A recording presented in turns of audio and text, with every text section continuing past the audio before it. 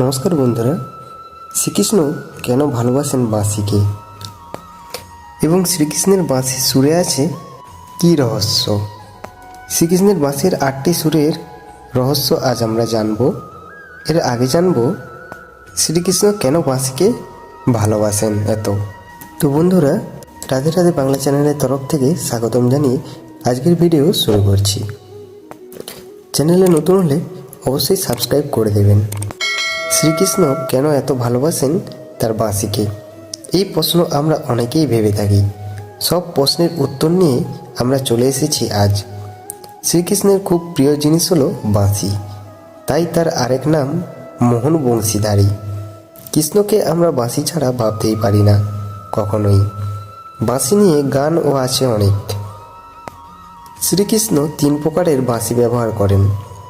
তার একটিকে বলা হয় বেণু, অন্যটি মুরলী এবং তৃতীয়টি বংশী।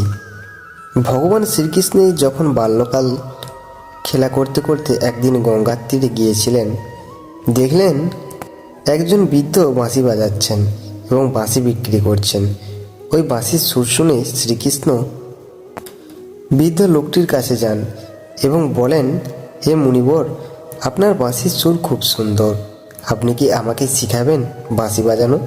তখন বৃদ্ধ লোকটি বললেন, তুমি খুব ছোট, তুমি পারবে না বাঁশি বাজাতে। তখন শ্রীকৃষ্ণ কেঁদে ফেললেন এবং বলল, আমি পারবো, দয়া করে আমাকে শিখিয়ে দিন। এই অপূর্ব লীলাবিলাস দেখে সমস্ত দেবদেবী হাসছিলেন। এই ভেবে যার কাছে সব কিছু নত জানু, তিনি বাঁশি শেখার জন্য কাঁদছেন। বৃদ্ধ ভগবান শ্রীকৃষ্ণ এর এই লীলা দেখে খুব দয়া হলো। তারপর বৃদ্ধ বললেন, আচ্ছা ঠিক আছে, আমি তোমাকে শেখাবো। তখন শ্রীকৃষ্ণ খুব আনন্দিত হলেন। বৃদ্ধ লোকটি শ্রীকৃষ্ণের হাতে একটি বাঁশি দিলেন এবং বললেন, আমি যেভাবে বাজাবো তুমিও ঠিক সেইভাবেই বাঁশি বাজাবে। শ্রীকৃষ্ণ বললেন, ঠিক আছে। বৃদ্ধ যখন বাঁশিতে ফুঁ দিলেন, তখনই শ্রীকৃষ্ণ বাঁশিতে ফুঁ দিলেন। শ্রীকৃষ্ণ যখন বাঁশির সুর তুললেন, সেই সুর শুনে সমস্ত দেবদেবী, সমস্ত জীব জগৎ বিমোহিত হয়ে গেলেন। দেবদেবী পুষ্পবৃষ্টি করতে লাগলো। তখন বৃদ্ধ লোকটি ভাবলেন, এ কোনো সাধারণ বালক নয়, শ্রীকৃষ্ণ বাঁশি বাজাচ্ছিলেন। সেই সময় বৃদ্ধ লোকটি তার চরণে শুয়ে পড়লেন। বাঁশি শুনলেই প্রথমেই যে নামটি মনে আসে তা হলো শ্রীকৃষ্ণ, আর শ্রীকৃষ্ণের নাম করলে প্রথমেই মনে আসে বাঁশির কথা। শ্রীকৃষ্ণ ও বাঁশি এভাবেই ওতপ্রোতভাবে জড়িয়ে রয়েছেন হিন্দু শাস্ত্রে। মনে করা হয় বাঁশি হলো মানুষ কর্তৃক সর্বপ্রথম আবিষ্কৃত বাদ্যযন্ত্রগুলির মধ্যে একটি। প্রায় 4000 বছরেরও বেশি পুরানো ইতিহাস এটির।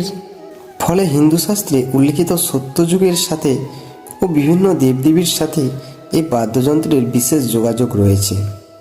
পুরাণ সহ অন্যান্য হিন্দু গ্রন্থে উল্লেখ রয়েছে এটির। শ্রীকৃষ্ণের বাঁশিতে শুধুমাত্র রাধারানীই পাগলিনী ছিলেন না, ব্রজভূমি থেকে শুরু করে পশু পাখি কীট পতঙ্গ তথা সকল গ্রামবাসী বিভোর থাকতেন এই সুরে। বলা হয় ভগবান বিষ্ণুর অবতার শ্রীকৃষ্ণ সমগ্র বিশ্ব ব্রহ্মাণ্ডের তাল পরিচালিত করেন তার বাঁশির সুরে। এই বাঁশির সুর অদ্বিতীয় ও ঐশ্বরিক। এই বাঁশির সুর লয়ের মতোই এই ব্রহ্মাণ্ডে সব কিছুতে তার নিয়ম বিরাজ করে। এক্ষেত্রে উল্লেখ্য, মহাভারতে অর্জুনকে বিশ্বরূপ দেখিয়েছিলেন শ্রীকৃষ্ণ।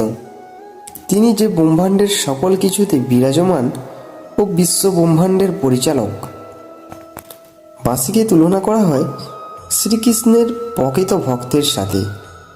বাঁশি যেরকম ভিতরে ফাঁপা হয় এবং বাঁশি বাদকের বায়ু চালনার সাথে তার মধ্যে সুরের সৃষ্টি হয়, তেমন প্রকৃত ঈশ্বর ভক্তের অন্তরও হয়।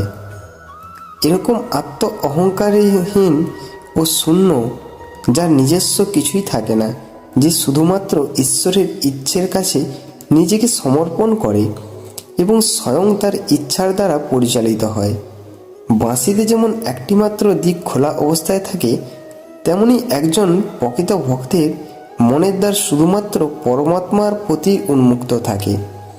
তাই শ্রীকৃষ্ণ বাঁশিকে সর্বদা নিজের অঙ্গ বন্ধ রাখেন। সকল গোপিকা তথা রাধারানীর অত্যন্ত ঈর্ষার বস্তু ছিল শ্রীকৃষ্ণের এই বাঁশি। শোনা যায় বৃন্দাবন ছেড়ে শ্রীকৃষ্ণ যখন মথুরার উদ্দেশ্যে যাত্রা করেন, রাধারানী তার বাঁশিটি নিজের কাছে রেখে দেন, যাতে বাঁশির টানে শ্রীকৃষ্ণ বৃন্দাবনে পুনরায় ফিরে আসেন। কিন্তু তা বাস্তবে ঘটেনি। শ্রীকৃষ্ণ ফেরেননি আর বৃন্দাবনে। পরবর্তীকালে তার বাঁশির স্থান নেয় তার প্রিয় শঙ্খ পাঞ্জজন্য। এখন জানবো শ্রীকৃষ্ণের বাঁশির সুরে আছে কী রহস্য, যেই বাঁশির সুর গোটা বিশ্ব ব্রহ্মাণ্ডকে মাতিয়ে রাখতেন। সেই সুরের মধ্যে কি এমন আছে যার জন্য সবাই মেতে থাকত? যেই সুর শোনার জন্য দেবদেবী থেকে শুরু করে মানুষ, পশু, পাখি, গাছপালা সবাই অপেক্ষায় থাকত। তো আসুন বন্ধুরা, আজকে সেই সুরের রহস্য আমরা জানব। বলা হয় শ্রীকৃষ্ণের বাঁশির সুরে আছে 8টি রহস্য। এর মধ্যে প্রত্যেকটি রহস্যময় ও অলৌকিক। 1 নম্বর, শ্রীকৃষ্ণের বাঁশির প্রথম সুর স্বয়ং ব্রহ্মা ও মহাদেবের তপস্যা ভেঙে ওনাদের শ্যামের প্রেমে সব কিছু ভুলিয়ে দেয়। 2 নম্বর, শ্রীকৃষ্ণের বাঁশির দ্বিতীয় সুর শুনে যমুনা নদী কৃষ্ণের প্রতি প্রেমে নিজের প্রবাহের দিক ভুলে গিয়ে উল্টো দিকে প্রবাহিত হয়।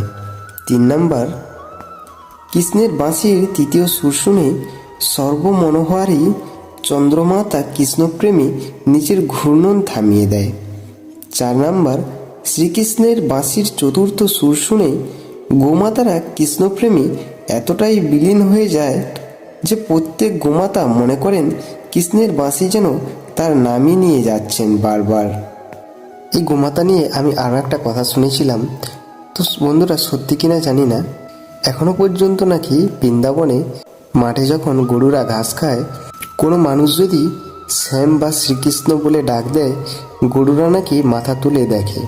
তো যাই হোক, 5 নম্বর, কৃষ্ণের বাঁশির পঞ্চম সুর ব্রজভূমির গোপিকাদের কৃষ্ণের দিকে আকর্ষিত করে। 6 নম্বর, কৃষ্ণের বাঁশির ষষ্ঠ সুর পাথরকেও গলাতে পারে।